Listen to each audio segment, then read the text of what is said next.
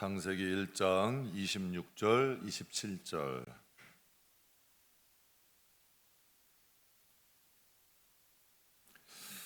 다 찾으셨으면 우리 함께 봉독하겠습니다. 하나님이 이르시되 우리의 형상을 따라 우리의 모양대로 우리가 사람을 만들고 그들로 바다의 물고기와 하늘의 새와 가축과 온 땅과 땅에 기는 모든 것을 다스리게 하자 하시고, 하나님이 자기 형상 곧 하나님의 형상대로 사람을 창조하시되 남자와 여자를 창조하시고. 아멘. 오늘은 여러분과 함께 구원에 대해서 은혜를 나누고자 합니다. 구원, 신앙의 가장 기초죠. 전 구원의 의미가 뭘까? 구원이라는 건 하나님께서 건져내신 거예요. 그러니까 세계가 바뀐 거예요. 완전히 세계가 바뀐 거죠. 구원은 어둠의 편에서 빛으로 온 거예요. 사망에서 생명으로 온 거죠. 완전 세계가 변한 거예요.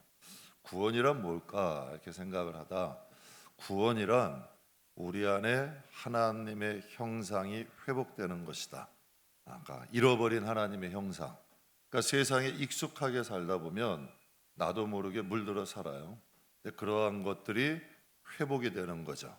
그러니까 보이는 것이 아니라 교회 다니는 우리의 육신의 모습이나 직분이나 연조가 아니라 우리의 속사람, 성경에는 그렇게 표현을 해요. 영의 사람, 속사람을 이야기를 하죠. 여러분, 육신으로 우리가 천국을 가는 것이 아니라 우리의 영혼이 구원받는 거 아니에요. 그래서 영혼이 구원받음으로 우리의 육신이 생명을 얻는 거죠. 우리의 육신 때문에 영혼이 구원받는 게 아니라 우리 영혼이 변화되어 우리의 육신이 부활하는 거란 얘기예요. 그러니까 겉사람이 중요한 게 아니라 속사람이 중요한 거죠.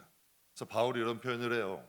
겉사람은 자꾸 후패해 간다. 늙어지고 낡아져 가지만 내 속사람은 날로 새로워져 간다 라는 표현을 해요.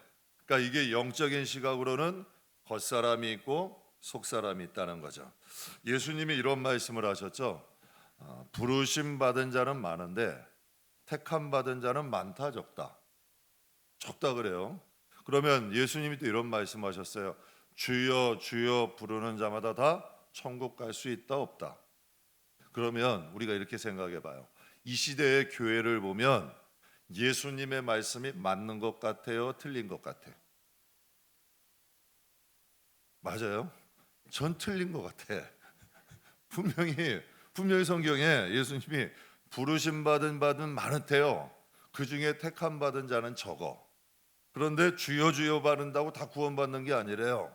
그런데 요즘의 교회를 보면 교회만 나오면 다 구원받는다고 생각하잖아요. 그리고 여러분, 주여 주여라고 외치면 다 구원받는다고 생각을 해. 정말 변화되지도 못하고 새롭게 되지도 못했는데도 자신이 구원받을 거라는 확신을 가지고 사는 분들이 의외로 많다는 얘기죠. 그러니까 주님의 말씀이 오히려 틀린 것 같아, 이 시대를 보면. 그렇다면 우리가 하나님의 말씀을 중심으로 해서 신앙생활을 해야 될까요? 아니면 이 교회에 대하여 여침에 보여지는 모습을 보면서 신앙생활을 해야 될까? 그런데 많은 사람들이 성경을 가까이 안 하잖아요. 그러고 보여지는 것으로만 판단을 해요. 그러니까 신앙의 실수들이 생겨나는 거지. 사람을 보는 것보다 하나님 말씀을 더 가까이 해야 우리가 어떤 환경 중에도 우리의 믿음을 지킬 수가 있는 거예요. 그러면 사람 때문에 시험 들 일도 없고 환경 때문에 넘어질 일도 없어요. 내가 하늘 위에 가건 바다 끝에 가건 땅 끝에 있건 어디에 있어도 하나님의 말씀을 붙잡고 갈 수가 있겠죠. 성경에 보면 요한복음에 이런 말씀이 있어요. 하나님을 아는 것이 영생이다. 요한복음 6장에 보면 하나님과 예수님을 아는 게 영생이래요. 여기서 안다는 표현은 여러분, 연애할 때 남편과 결혼하고의 남편이 달라요? 똑같아. 언제 신혼 결혼하고 나면 연애할 때는 알콩달콩 잘해. 근데 결혼하고 나면 부부싸움들을 하는 거야. 왜 그럴까요? 각자의 집에 있다가 연애할 때와 한 집에서 살 때의 모습이 너무 다른 거야. 그러니까 연애할 때의 내 남편과 남편 될 사람과 결혼하고 나서의 남편은 다르다는 얘기야. 여기서 하나님을 아는 것이 영생이다에 안다는 뜻은 결혼하여서 함께 살면서 아는 것을 이야기하는 거예요. 그러니까 함께 생활하면서 아는 것, 이것을 여러분 말씀하시는 거죠. 즉 지식적인 아름이 아니라 하나님과 교제 속에서 소통 가운데서 하나님을 아는 사람이 영생이라는 뜻이에요. 그리고 호세아서에 보면 이런 말씀이 있어요. 내 백성이 지식이 없으므로 망했다, 망한다.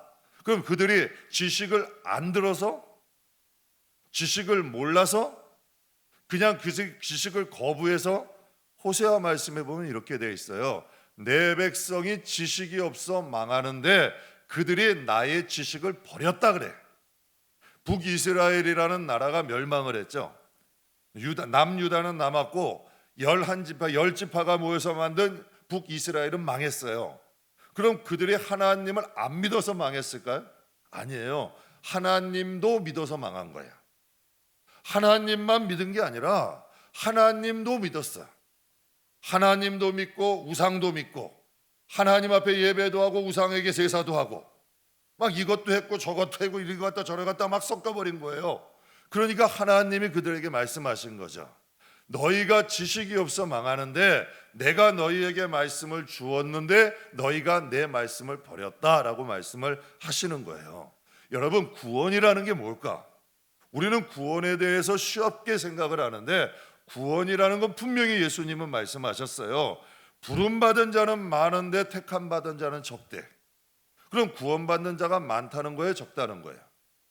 성경은 적다는 거예요. 주여 주여 부른다고 다 구원받는 게 아니래요. 진정한 믿음만이 구원을 받는다는 얘기예요.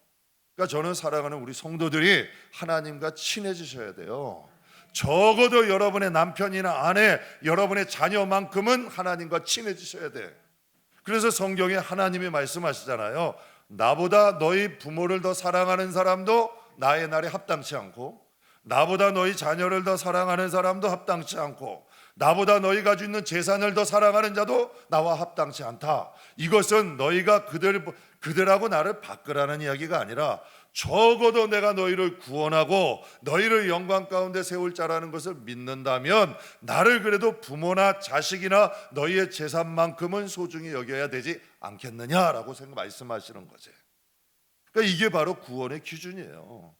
그러니까 구원이라는 건 세계가 옮겨지는 거예요. 어둠에서 빛으로, 사망에서 생명으로 여러분 옮겨지는 거예요. 마귀의 자식에서 하나님의 자식으로. 그러니까 구원이다라는 것은 결과물을 이야기하죠. 그러니까 하나님의 형상이 회복된 것이 구원이야. 그럼 구원을 이룬다는 것은 무엇일까요? 빌립보서 말씀에 너희가 두렵고 떨림으로 너희의 구원을 뭐해라? 이루라라고 말씀하셨어요. 즉 하나님의 형상이 이루어져가는 과정이죠. 예수님께서 바리새인들에게 이런 말씀을 하셨어요. 요한복음 8장에 너희는 너희 아비 마귀에게 났으니 너희 아비의 무엇대로 욕심대로 누구도 너희도 행하고자 하느니라. 그러면 바리새인들 머리에 뿔이 달렸나요? 그러면 그들이 삼지창 들고 다녔어요? 근데 왜 마귀의 자식이에요? 그들은 경건한 옷을 입고 다녔어요. 경건한 예복을 입고 다녔기 때문에 여러분 시장에만 나가도 그들에게 운한 인사를 했다 그랬어. 시장에 가면 상석에 앉히고. 근데 예수님은 왜 그들에게 너희 아비 마귀에게 났으니 너희는 너희 아비의 욕심대로 행하고자 한다. 즉 하나님 예수님은 그들의 무엇을 보고 말씀하신 거예요? 그들의 마음에 있는 욕심, 그들의 마음에 있는 탐욕, 그들의 마음에 있는 교만이죠. 그럼 바리새인으로 하나님의 말씀을 가리키는 자라면 그들의 마음에 무엇이 있어야 될까요? 자족할 줄 아는 마음, 감사할 줄 아는 마음, 겸손할 줄 아는 마음이 있어야 되잖아요. 그렇게 해야 여러분 하나님의 형상이 회복되어 가는 것 아니에요.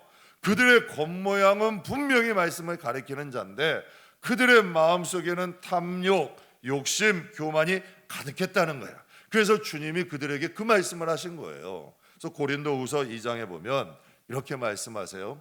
고린도 교회는 세 가지 문제점이 있었어요. 성경을 읽어보면 분쟁이 있었고 음행의 사건이 있었어요. 그러니까 교인들끼리 싸우고 교인들 간에 음행의 사건이 있고 교인들 가운데 서로 송사하는 거야. 서로 법정까지 가는 거죠. 그래서 고린도서를 통하여 사도 바울이 이렇게 얘기를 해요. 이 사람에게는 사망으로부터 무슨 냄새? 이 저 사람에게는 생명으로부터 무슨 냄새? 생명의 냄새가 난대요. 그 사람의 형상은 똑같아도 그 사람에게서 각각 나는 생명의 냄새가 있고 사망의 냄새가 있대요. 그러면서 바울이 이렇게 고백해, 누가 이 일을 감당하리요?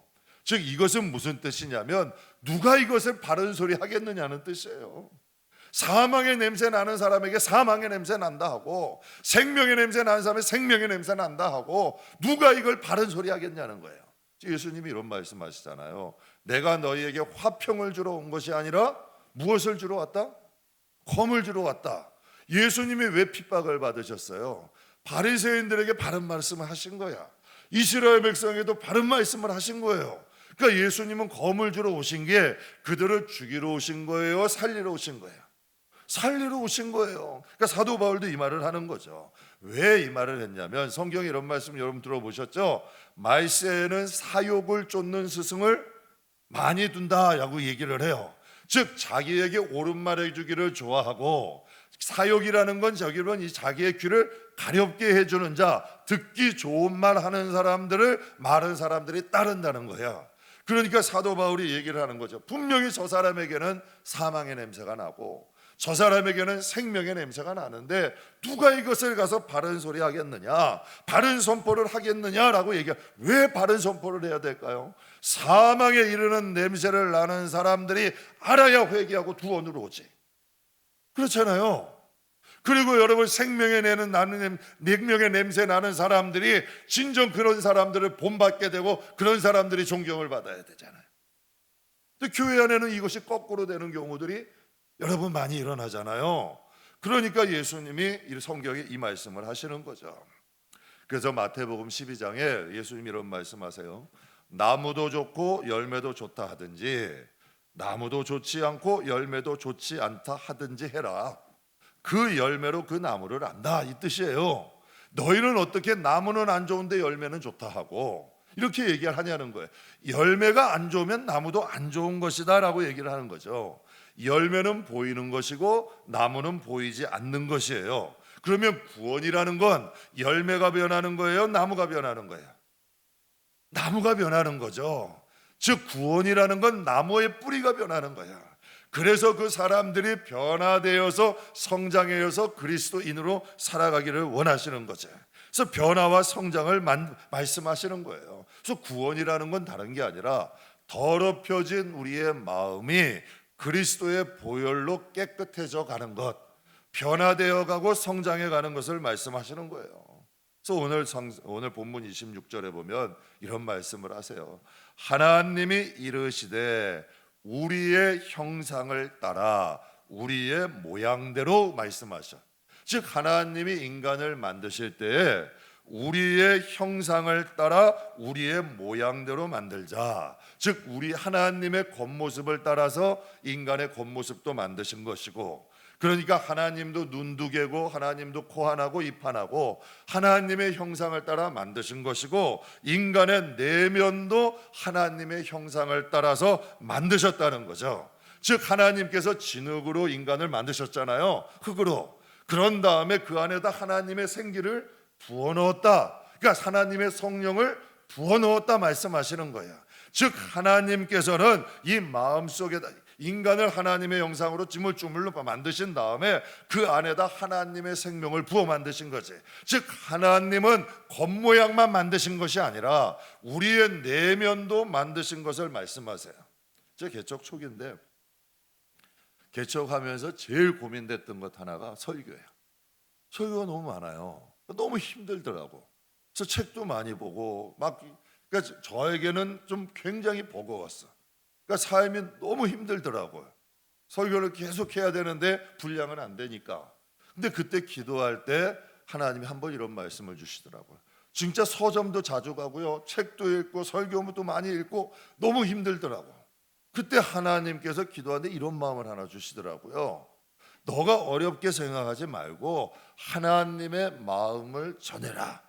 이게 설교라는 거예요. 너가 물론 공부하는 것, 책 보는 것도 좋지만 하나님의 마음을 성도들에게 전할 수 있는 것, 이게 설교라는 거죠. 성경이란 게 뭘까요? 지식인가요? 역사인가요? 아니에요. 우리를 향하여 인간에게, 하나님 자녀에게 보내는 하나님의 편지예요. 하나님의 마음 아니에요? 그러니까 하나님의 마음을 전하는 거죠. 그래서 여러분 성경에 보면 물과 성령으로 거듭났다라고 얘기를 해요. 그럼 물은 뭐고 성령은 뭐예요? 물은 말씀을 의미하잖아요. 성령은 여러분 하나님의 영, 성령을 의미하잖아요. 그러면 여러분 우리가 성령으로 거듭나고 하나님의 물과 성령으로 거듭났다는 건 하나님의 말씀과 하나님의 성령이 우리 마음 가운데 부어졌다는 걸 의미하는 거야. 여러분 깨끗한 물을 만들려면 제가 실험을 하는 거 봤어요. 어떠한 사람이 물에다 놓고 여기다가 이제 흙을 갖다 한 줌을 넣은 거예요. 그래서 흙을 한 줌을 넣어가지고 이걸 이제 맑게 하려니까 조그만 티스푼으로 계속 꺼낸 거예요. 꺼내다 보니까 여러분 어떻게 될까요? 물도 없어지고 흙도 없어지면서 물도 다 없어지고 빈컵이 돼버리더라고. 그런데 여기다가 깨끗한 물을 계속 부으니까 여러분 더러운 흙들은 다 없어져 버리는 거예요. 그러니까 하나님이 지금 이걸 말씀하시는 거예요. 말씀과 성령이 우리의 마음에 자꾸 부어지다 보면 우리의 영혼은 하나님의 형상으로 회복되어 가는 것을 말씀하시죠. 그럼 여러분 한번 보세요. 하나님께 가장 가치 있는 사람이 누굴까? 제 농담으로 말씀드린 게 아니라 여러분이 재산을 많이 가졌다고 하나님 나라의 의미가 있겠어요?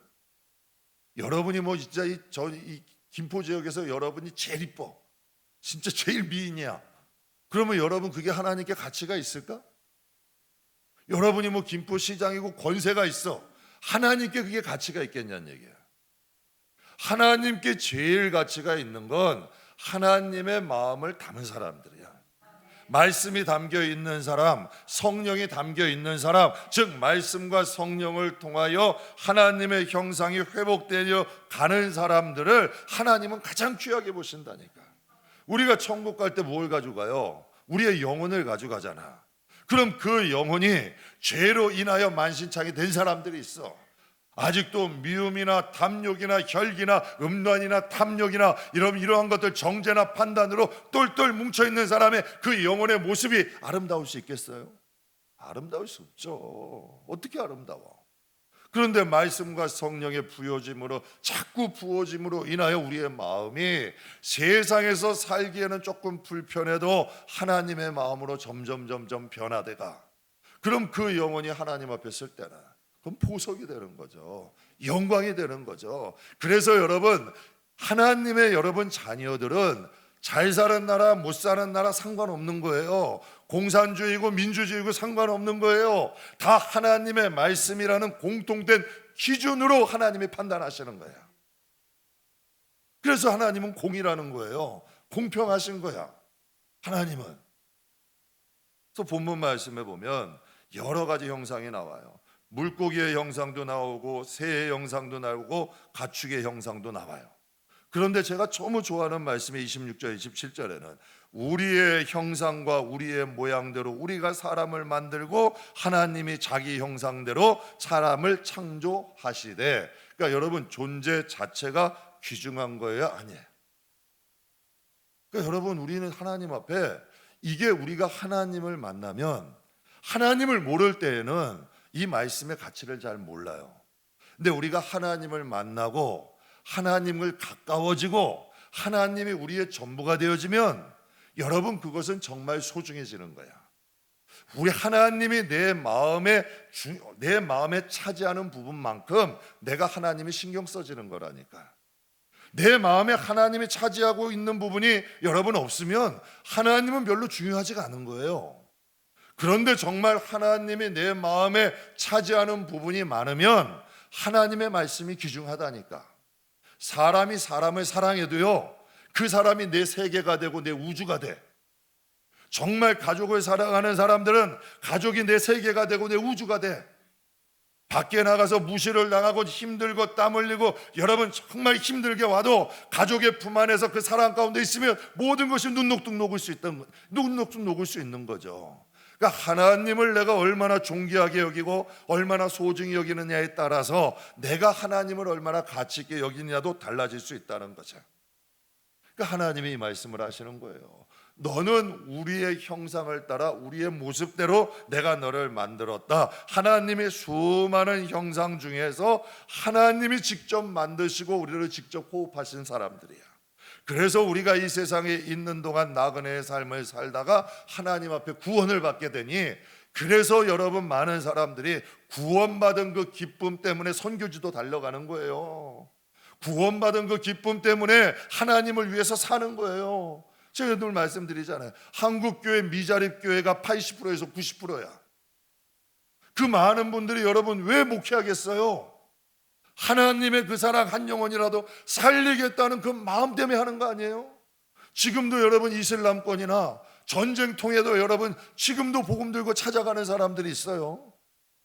여러분 지금도 여러분 정말 하나님의 사랑을 전하고 싶어서 지금도 여러분 살아가는 분들이 많죠. 그분들은 왜 그럴까? 하나님의 그림의 세계가 된 거예요. 하나님의 형상으로 창조된 우리들이 얼마나 하나님께 귀중한 존재라는 것을 깨달아진 거죠. 창세기 2장에 보면 이런 말씀이 있어요. 여호와 하나님이 땅의 흙으로 사람을 지으시고 생기를 그 코에 넣으시니 사람이 무엇이 됐다? 생령이 되니라. 즉 다시 말해서 흙으로 만드시고 하나님의 호흡을 그 속에 넣었어요. 하나님의 호흡을 그 속에 넣으니 생령이 되었다. 짐승과 사람이 다른 점이 뭘까요? 사람은 여러분 아담과 하와는 하나님과의 소통이 돼요. 그리고 짐승들을 다스릴 수 있는 권세가 있어요. 여러분 지금도 똑같은 거예요. 하나님의 말씀과 성령으로 거듭난 사람들은 하나님과의 소통이 돼요. 그러니까 교회 안에서도 보면 하나님과 소통이 안 되고 세상 말 좋아하고 세상에 아직도 젖어서 사는 분들을 보면 그건 안타까워할 일이야. 그건 좀 치근히 여겨야 될 일이고, 그러니까 하나님의 영이 들어온 사람들은 하나님과 소통이 되는 거예요. 여러분이 사랑하게 되면 사랑하는 사람들과 소통이 되죠. 여러분도 마음이 잘 통하는 사람이 있을 거야. 전화하면 여러분 정말 잠깐 한 것 같은데 뭐 30분, 1시간씩 되는 사람들 있을 거예요. 시간이 금방 가는 사람들이 있고, 만나면 시간이 안 가는 사람도 있잖아. 그러니까 하나님과 우리의 관계가 하나님과 소통이 되어지는 거지. 즉 우리가 거듭난다는 건 하나님과 친해지는 거고 하나님과 가까워지는 거고 하나님을 사랑하게 되는 거예요. 그래서 성경에 예수님이 말씀해요. 율법은 다른 게 아니다. 하나님을 사랑함으로 이웃도 사랑하는 거야. 즉 하나님을 사랑하는 그 사랑 때문에 이웃도 소중히 여기게 되는 거예요. 그래서 여러분 신앙이라는 건 율법이 아니라 은혜라는 거지. 하나님과의 소통을 통하여 은혜 받은 사람들이, 하나님을 사랑하는 사람들이 그 계명도 지키게 된다는 거예요. 그러니까 즉 하나님이 우리를 창조하실 때부터 특별한 존재로 만드신 거예요.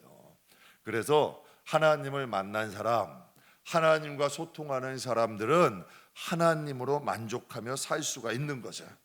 그래서 하나님은 우리의 겉모습뿐만 아니라 우리의 내면에도 하나님의 형상을 담으신 거예요. 그래서 여러분들이 여러분의 영혼이나 여러분의 가정이나 더 나아가서 우리 교회도 하나님의 통치가 있어야 돼. 에덴 동산이 망가진 이유는 아담이 주인이 되려 하니까 에덴 동산이 망가지는 거 아니에요. 우리의 영혼과 우리의 가정도 마찬가지예요. 정말 성령의 인치심 속에 성령의 인도함대로 살아가면 그 영혼은 수고하고 무거운 짐진 자들아 다 내게로 오라, 내가 너희를 쉬게 하겠다. 정말 하나님의 인도하심이 있어요. 하나님이 이게 구원이야. 구원은 받았는데 아직도 염려와 근심과 걱정과 모든 삶의 짐을 내가 다 지고 산다면 아직도 우리의 마음은 구원받은 게 아니잖아요. 구원을 받았으면 육신이 구원받은 게 아니잖아요. 정말 삶의 짐까지도 하나님께 맡기는 것, 이게 진짜 구원 아니에요? 그러니까 여러분 그 마음에 샬롬이 있는 거고 참된 평안이 있는 거고 참된 행복이 있는 거고, 바울 같은 경우는 가난해도 부해도 있어도 없어도 높여도 낮춰도 나는 일체에 만족하고 만족한다는 건 감사하는 법을 배웠다는 거예요. 이게 진짜 구원이잖아요. 교회 나와도 여러분 여전히 근심과 걱정 모든 것을 내가 짊어 살고 난다면 우리의 영혼은 아직도 해방되지 못한 거잖아요. 로마서 5장에 보면 이런 말씀이 있어요.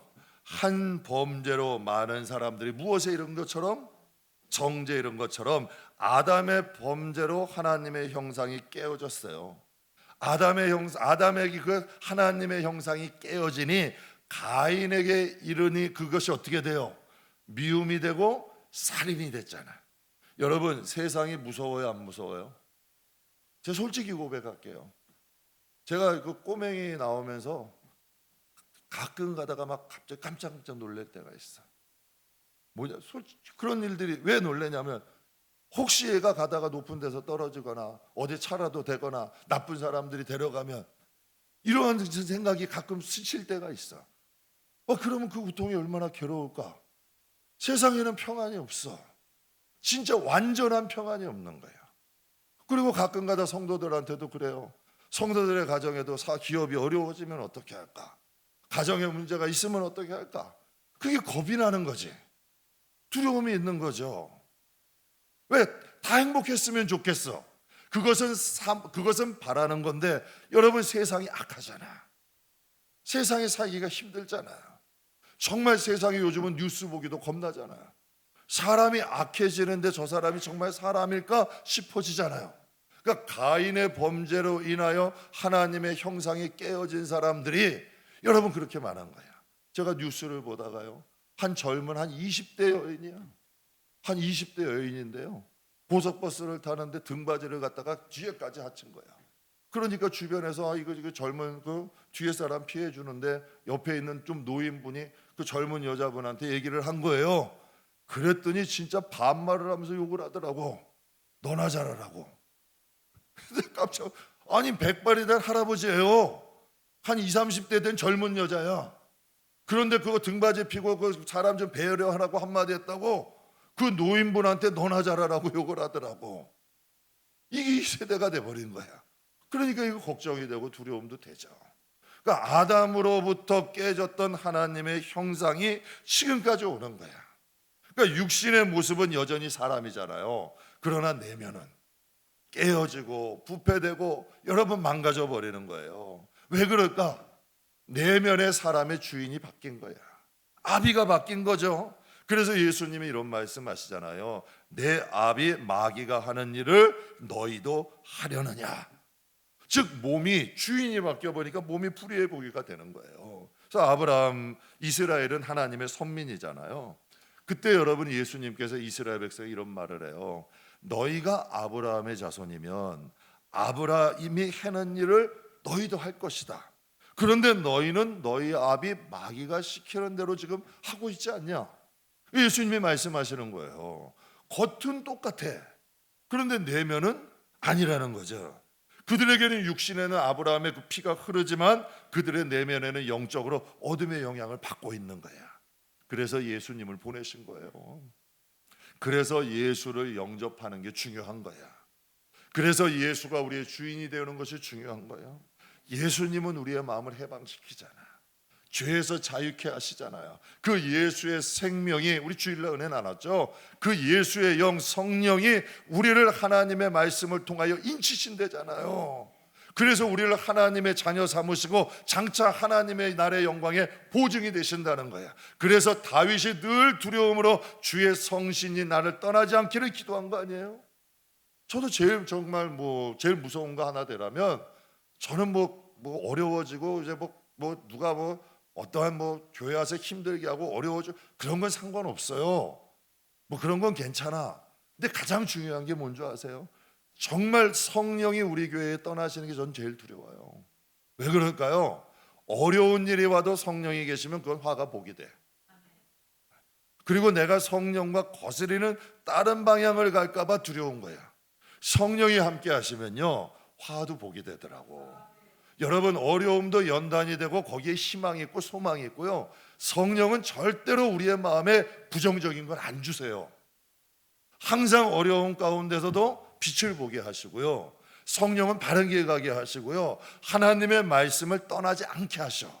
그래서 성도에게 가장 중요한 것은 하나님의 영이 함께 하시는 거야. 그게 곧 여러분 하나님의 형상이 회복되는 거지. 성령이 오시고 말씀이 오시면 우리 안엔 여러분 하나님의 형상이 회복되는 거예요. 그래서 가장 인간다운 것은 무엇이냐면 우리가 창조 때의 모습으로 돌아가는 거예요.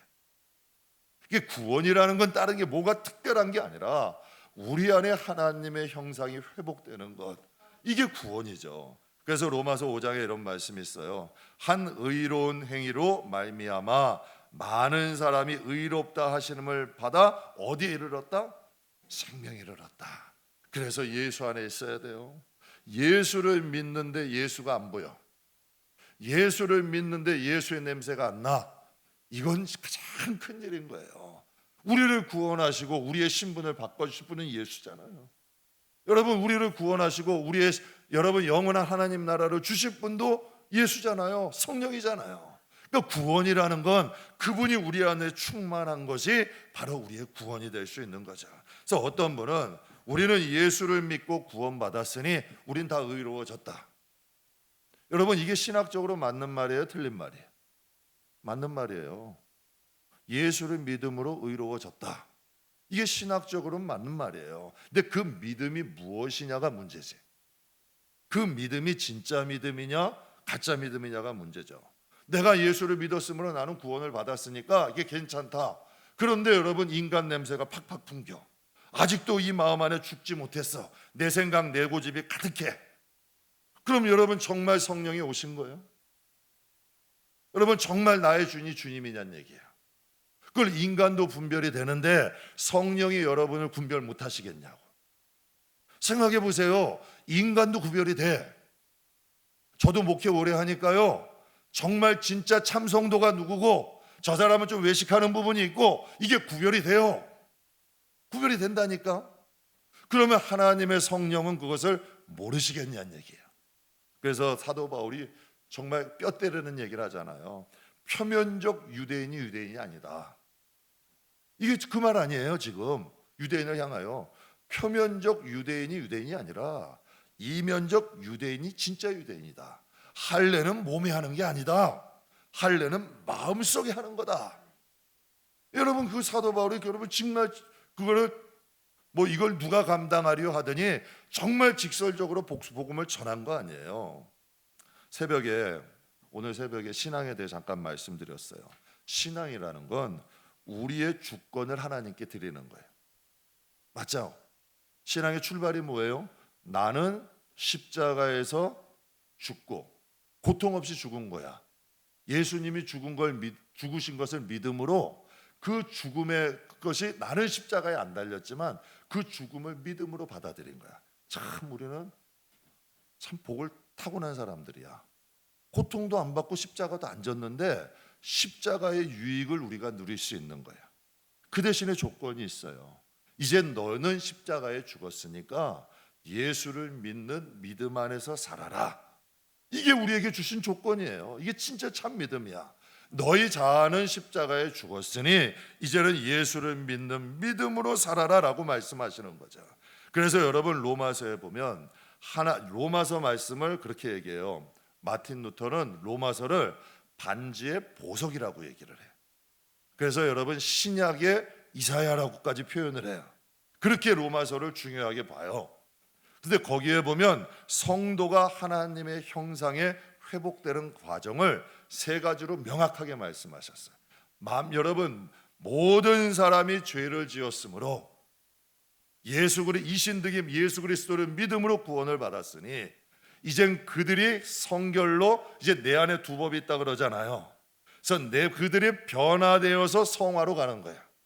이렇게 세 단계로 나와 있어요. 모든 사람이 죄인이지만 예수를 믿음으로 의에 이르고 이제는 죄와의 싸움을 통하여서 이제는 성화의 길로 걸어간대. 그래서 바울이 고백하자. 오라 공고한 사람이로다. 누가 이 사망에서 나를 구원해 줄고 그랬더니 사도 바울이 로마서 8장에 얘기하잖아요. 생명과 성령의 법이 우리를 이기게 하신다, 우리를 승리하게 하신다라고 고백을 하잖아요. 그래서 하나님께 부름받은, 여러분, 하나님께 부름받은 바울이 이제는 갈라디아 교회, 갈라디아 지역의 교인들에게 이런 말을 해요. 갈라디아서 4장, 우리 같이 한번 읽겠습니다.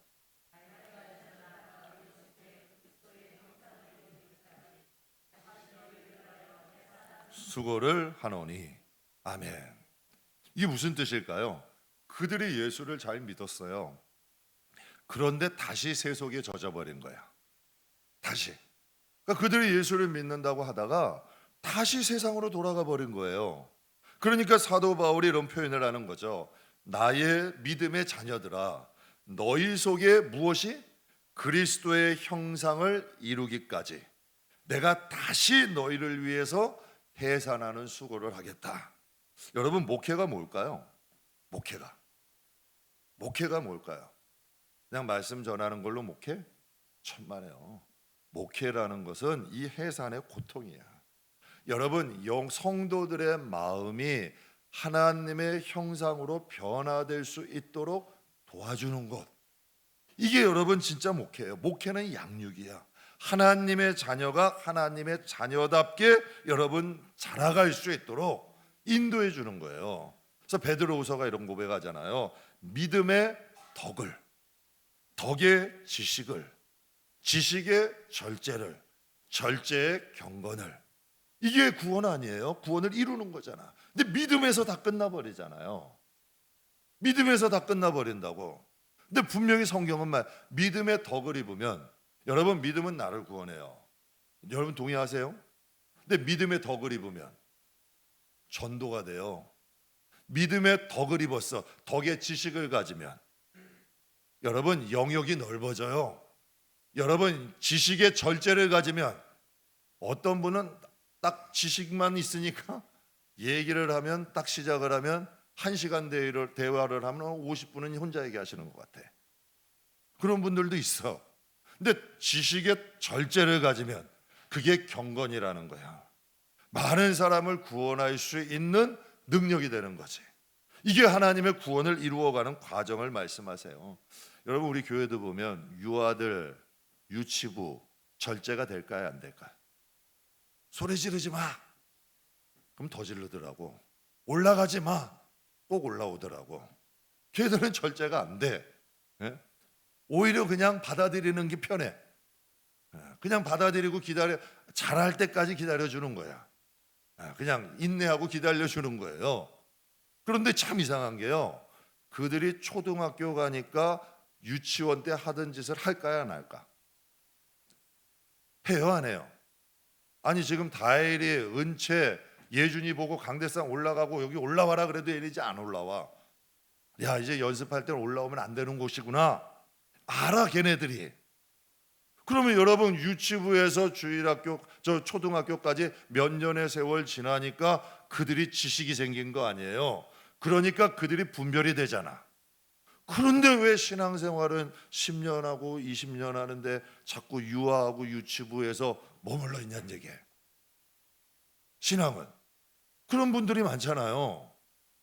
여전히 여러분 유치부 유아에서 머물러 있어. 해도 되고 안 해도 되는 것을 잘 분별을 못 하시더라고. 하나님이 기뻐하시는지 모르시는지를 물론 아시는 분도 많아요. 물론 아시는 분도 많아. 우리 이훈영 장로님이 우리 부흥사님들 오실 때 잠깐 첫째 날 일찍 오셔가지고 그 식사하면서 그 강사분 기다리는데, 그 이훈영 장로님이 이제 저희 교회 1호 성도예요. 난 그분은 지금도 이해가 안 돼. 아무도 없었는데 와가지고 토요일 날 딱 보더니 자기가 기도한 게 맞았대.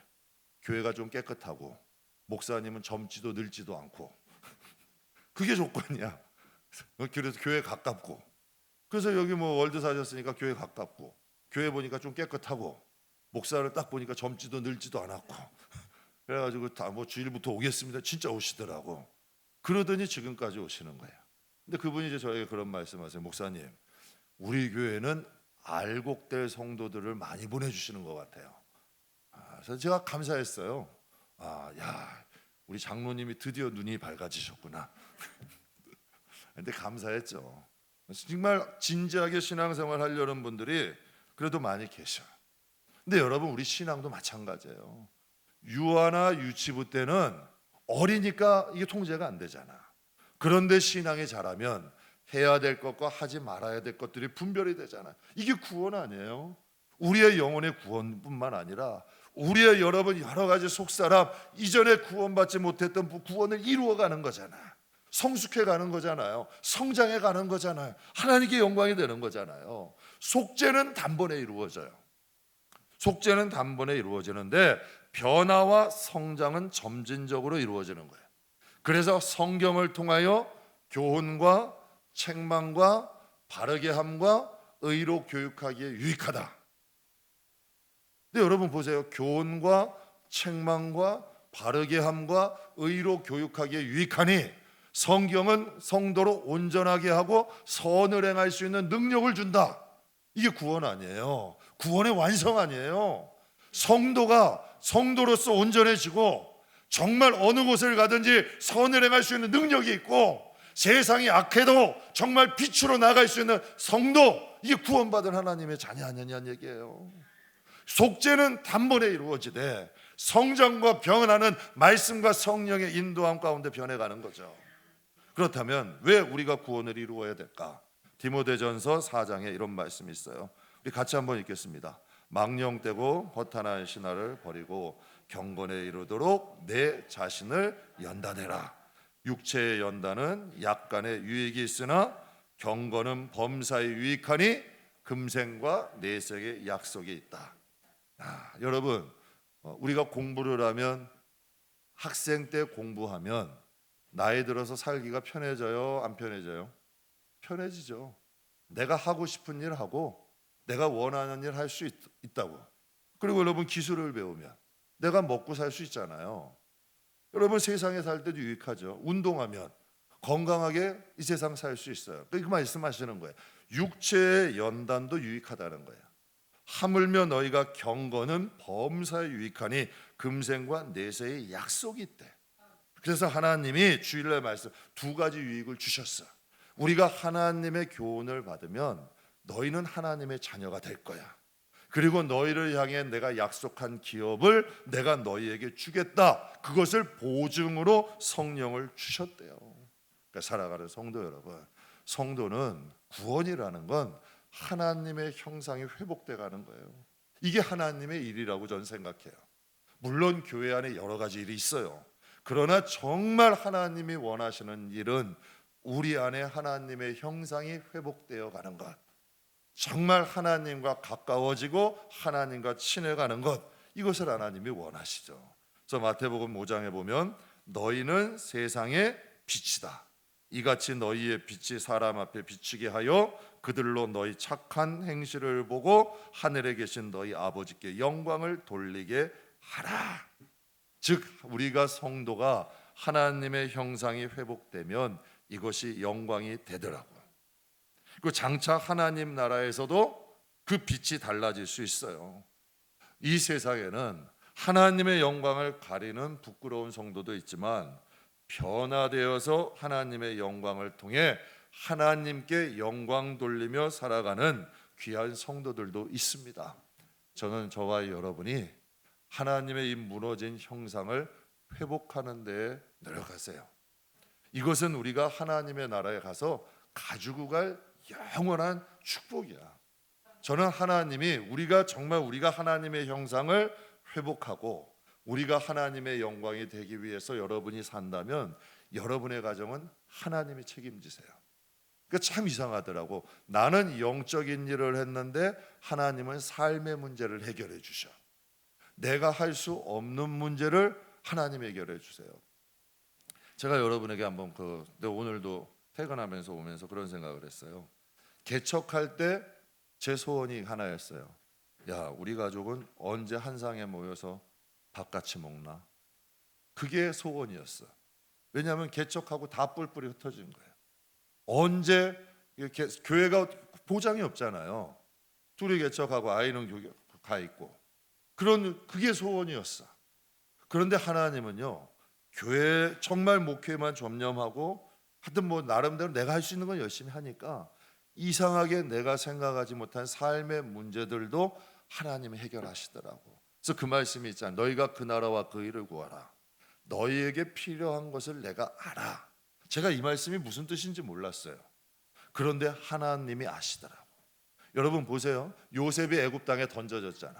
그럼 이스라엘 백성들을 위해서 그들의 구원을 위해 예비한 거야.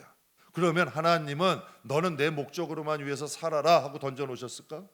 하나님의 뜻을 이룰 때 하나님이 요셉을 아버지 야곱과도 만나게 하시고 그 억울함도 풀어주시고 그 자정도 축복하시잖아. 하나님은 이런 분이에요.